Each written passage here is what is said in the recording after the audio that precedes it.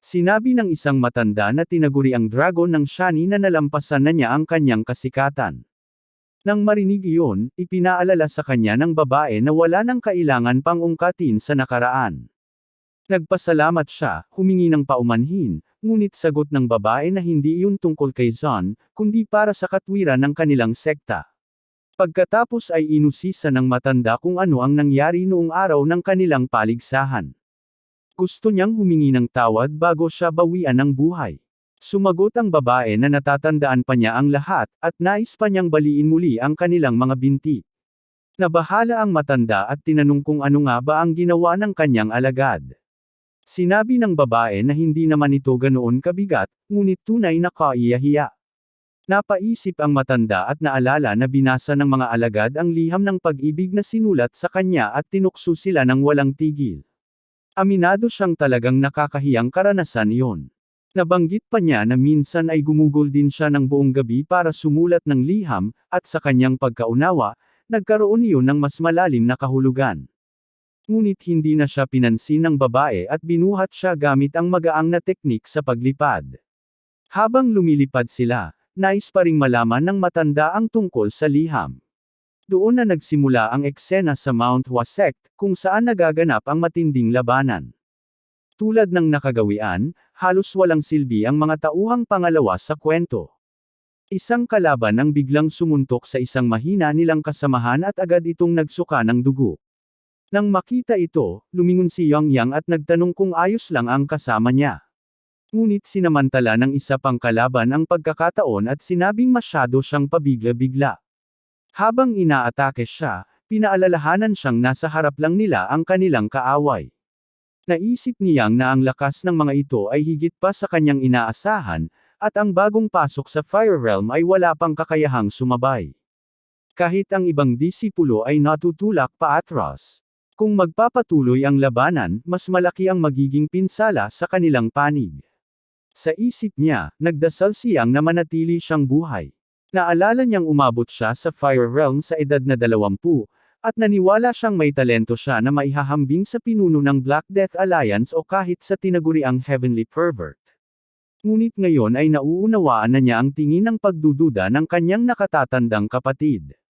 Ang kakulangan niya sa totoong karanasan sa laban ang naging pinakamalaking hadlang. Habang pinapahirapan siya, isang matipunong kalaban ang nagsabi na hindi naman siya masama para sa kanyang edad, ngunit kapos pa rin sa karanasan.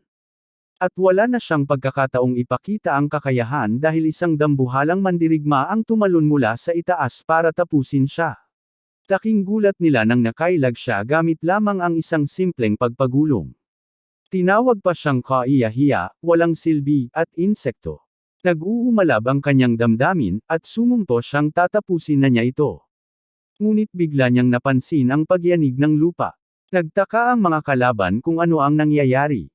Hanggang sa may isang tinig na sumigaw na nasa harapan nila ang isang pangkat ng kasamaan, at kailangan nilang tulungan ang Mount Hua upang tuluyang lipulin ito.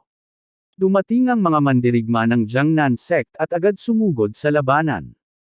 Nagulat ang dalawang kalaban kung bakit naroon ang mga ito, nagtatanong kung talagang natalo na ang kanilang tinaguriang, gininto ang haligi. Dahil sa pagkakagambala nila, sinamantala ng grupo ang pagkakataon at nakapagdulot ng malalaking pinsala. Sa pagpasok ng Jiangnan sect, biglang nagbago ang ihip ng laban. Ang Flame King at Demonic Fist ay kapwa na sugatan ng malubha at napilitang umurong. Sa wakas, nakamtan ng Orthodox Nerm ang kanilang unang tagumpay matapos ang sunod-sunod na pagkatalo laban sa puwersang demonyo. Matapos ang labanan, marami ang namangha at pinuri sila dahil nakayanan nilang saktan ang mga halimaw mula sa Fire Realm. Lalong pinuri si Yang, dahil ito ang una niyang totoong labanan at mahusay niyang nagampanan ang kanyang tungkulin. Samantala, halos mamatay sa kahihiyan ng isang matandang espada. Nagtataka siya kung bakit titig na titig ang lahat sa kanya. Ngunit sinabi ng kanyang disipulo na natural lang na ganoon ang reaksyon ng lahat. Sa pagpupulong, sinimula ng babae ang pagbubuod ng sitwasyon, kasalukuyang papunta na ang Heavenly Pervert sa Shanggi matapos lipulin ang Shaolin. Bagamat Naple Ace nila ang kalaban, mabigat ang pinsalang kanilang tinamo. Hindi rin nila alam kung ilan pang nilalang ng Fire Realm ang hawak ng kaaway. Bukod pa roon, may 3 pangunahing pamilya ng demonyo na nagpapalakas sa kanila. Ang tinaguriang, Ginintuang Haligi, ay muntik nang natalo, ngunit napilitang umurong matapos dukutin ang kanyang sariling anak. Kung nagpatuloy ang laban hanggang dulo, malamang wala ni isa sa kanila ang nakaligtas. Nagulat ang lahat sa narinig. Iniisip ni Green na kahangahangang makarinig ng ganoong kakayahan mula mismo sa kanilang guro, na nakipaglaban ng pantay laban sa 2 pinakadakilang Fire Realm Masters ng sabay. Ngunit alam nilang nakakuha lamang sila ng kaunting oras, at hindi magtatagal ay muling babalik ang kaaway. Kung sakaling sumama pa ang Heavenly Pervert sa puwersang iyon, imposibleng mapigilan nila gamit ang kanilang lakas lamang. Kaya matapos ang mahabang pagpapasya ng matandang pinuno kasama ang kanyang asawa, napagkasunduan nilang ang Mount Hua at Jiangnan ay kailangang iwan ang Shanggi. Nagulat ang lahat sa narinig mula sa matanda. Ipinaliwanag niya na ang Shani mismo ang sagisag ng Mount Hua at Jiangnan. Ngunit umabot na sa puntong napakalakas na ng puwersa ng Demonic Inc., at hindi na nila kayang labanan ng sila lamang. Kaya't ang pinakamahalaga ngayon ay maibalik ang balanse. Sinabi niya na parehong Mount Hua at Jiangnan ang kailangang mag-alay ng lakas sa Righteous Alliance. Sang-ayon si Beo na ito ang pinakamainam na desisyon, ngunit nag-aalala siya para sa mga karaniwang tao at kay Zion na matagal nang sumusuporta sa kanilang sekta sa Shani. Tiniyak niyang na isasama nilang lahat ang mga mamamayan, dahil hindi may kakaila na ang kanilang pag-iral ay utang din sa mga ito. May oras pa raw sila bago tuluyang bumalik ang kaaway sa Zion. Kailangan nilang kumbansihin ang mga mamamayan na lumikas bago dumating ang panganib.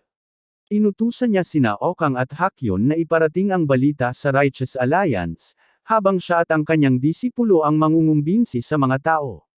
Ngunit kinutya siya ni Okang na may halong biro at pang-aasar, at tinanong kung kaya ba talaga niyang manghikayat ng kahit sino, lalo na sa ugali niyang palaban. Binalikan siya ng babae at tinanong kung nagtatampo ba ito dahil binaliwala niya ang sinabi nito kamakailan. Sagot ni Okang, sila na ni Hakyon ang mangungumbinsi sa mga tao, at para naman sa alliance, magpapadala sila ng mensahe gamit ang kalapati. Nalito siya at nagtanong kung ano ang gagawin niya.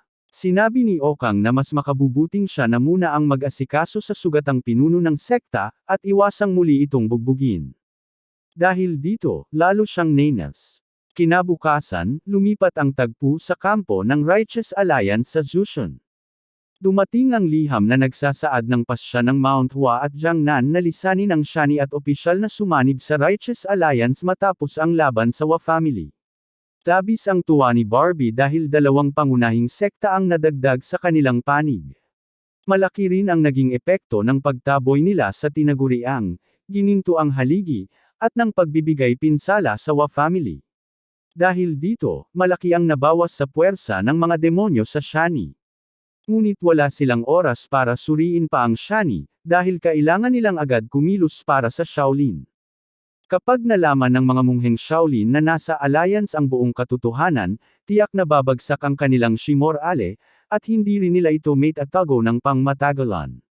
Mabigat ang painang nakalagay sa balikat ng namumuno, lalo pat hindi nila alam kung nasaan ang pinuno ng alyansa. Muling bumalik ang eksena sa matagal nang nakalimutang pangunahing tauhan. Kinausap niya ang kalahating walang malay na si Yong, na para bang umaasa pa rin siya kahit na hindi ito naging kasing husay ng inaasahan. Iniisip niya na sayang lang ang oras, ngunit pilit pa rin nilang pinahahaba ang pagsubok na ito. Habang naglalakad siya, sinabi ni Yong na parang hindi ito totoo. Samantala, ginamit ng ating pangunahing mandirigma ang teknik na Sky Covering Sword, isang teknik na hindi nangangailangan ng aktwal na espada. Sinabi niya sa huwad na anyo ng kanyang guru na mas masakit pa ang mga tunay na atake nito kaysa rito. Ngunit labis siyang nagulat nang mapagtanto niyang ang kanyang katawan at enerhiya ay tuloy-tuloy na naghihilom mula pa kanina. Hindi yun normal, ibig sabihin, ang mismong tunay niyang katawan ang naaapektuhan ng bigat ng laban. Habang bumabangon ang huwad na guro, naisip niya na kailanman ay hindi siya nanalo sa isang duelo laban dito noong ito'y nabubuhay pa. At noong nagkaroon siya ng kumpiyansa na nalampasan na niya ito, pumanaw na ang guro. Ngayon, bagamat masaya siyang makita muli ang mukha nito, nakakatakot pa rin ang ngiti nito. Tumawa ang guro at sinabing kung ito ang pader na kailangan niyang lampasan upang makawala, ipakita niya kung paano talunin ng alagad ang isang guro na minsan na niyang nalampasan. Sa arena ng pagsasanay, bumalot ang katahimikan hanggang sa biglang kumawala ang napakalakas na enerhiya. Nanghihina ang ating mandirigma dahil wala siyang armas. Pinilit niyang gawing mga espada ang sariling panloob na lakas, upang mapigilan ang mga atake. Ngunit ang kasunod na hampas ay nagtulak sa kanya sa ibang direksyon. Naisip niya na hindi sapat ang simpleng dragon scale fragment para saktan ang guro. Kaya't gumamit siya ng shadow step upang lituhin ito at sinubukan ang prinsipyong dragon scale para patigasin at gawing tantungan ang enerhiya bago ito kumalat. Sa bawat hakbang, mas mabilis at mas agresibo siyang sumugod. Nakipagsabayan ang matanda, at bagamat hindi kasing husay ng White Snow na may halong espiritual na enerhiya ang kanyang espada, sapat na ito upang sa kanilang banggaan ay maging alikabok ang paligid. Sa gitna ng palitan, nakahanap ng pagkakataon si Yong at ginamit ang teknik na Extreme Annihilation, tumama ng malakas na hampas at nakagawa ng malaking sugat sa balikat ng guro. Sinabi niyang naibalik na niya ang utang dahil minsang tinaga rin ito ang kanyang balikat. Habang lumalayo sila sa isa't isa, nagtaka ang ating mandirigma. Ngunit napalitan iyon ng seryosong pagtingin nang makita niyang tumatawa ang guro, na para bang hindi na ito isang ordinaryong tao. Sinabi ng matanda na kamangha-mangha ang atake, at kakaunti lamang sa mundong ito ang may ganoong antas ng kasanayan. Ngunit mula sa sugat, isang tinig ng batang babae ang lumitaw. Tinanong siya nito kung bakit, sa kabila ng kapangyarihang iyon, hindi niya ito nailigtas. Kasunod nito, isang madilim at nakapangangilabot na boses ang nagtanong kung bakit pinanood lamang niyang masunog ang bata. Bumalik sa kanya ang masasakit na alaala, at mahigpit niyang hinawakan ang espada, pilit na pinapaalalahanan ang sarili na lahat ng ito ay hindi totoo. Ngunit muli siyang tinukso ng tinig mula sa dilim, handa ba siyang patayin muli ang batang iyon gamit ang espada, tulad ng ginawa niya noon sa iba? Sa likuran ni Yonming, nagsimulang lumitaw ang mga taong kanyang pinaslang. Habang patuloy siyang sinusumpa ng mga ito, mahigpit niyang hinawakan ang kanyang espada at agad silang pinabagsak sa lupa. Pilit niyang kinukumbinsi ang sarili na lahat ng ito ay mga alaala lamang ng nakaraan. Ngunit lalo pa siyang binalot ng mga tinig, iginigiit na hindi siya kailanman nagkaroon ng pananagutan sa mga buhay na kanyang kinitil. Naalala niya kung paanong pumatay siya nang walang pag-aalinlangan. Madalas, hindi niya lubos na nauunawaan ang dahilan ng laban, at kung minsan ay sadyang ipinipikit ang mga mata para sa sariling kapakinabangan habang hawak ang espada. Ngunit alam niyang hindi na siya dapat lumingon palayo, dahil ang bigat ng galit at hinanakit ng kanyang mga biktima ay nakapatong sa kanyang balikat. Ang pumipigil sa kanyang mga hakbang ay ang putik ng pagdududa, pagkakasala, at kayabangan na siya mismo ang lumikha. At lahat ng ito ay anyo ng kanyang sariling demonyo sa puso. Hindi ito basta simpleng ilusyon tulad ng karaniwang makikita sa mga manhwa. Habang hinihila siya ng mga ito pababa, napagtanto ni Yonming na mali ang lahat ng naging kilos niya. Sa pagbalik tanaw sa kanyang buhay, nabatid niyang palaging dahas ang naging tugon niya sa bawat sitwasyon. Sa parehong buhay na pinagdaanan niya, hindi niya natutunan ang ibang paraan. Ito ang sandali ng tunay na pagbabago ng kanyang pagkatao. Nais niya sanang mamuhay ng payak sa kanyang ikalawang pagkakataon. Ngunit natagpuan pa rin niya ang sarili na lumulubog sa ilog ng dugo. Sa kabila ng panibagong simula, nananatili pa rin siyang bihag ng kanyang nakaraan.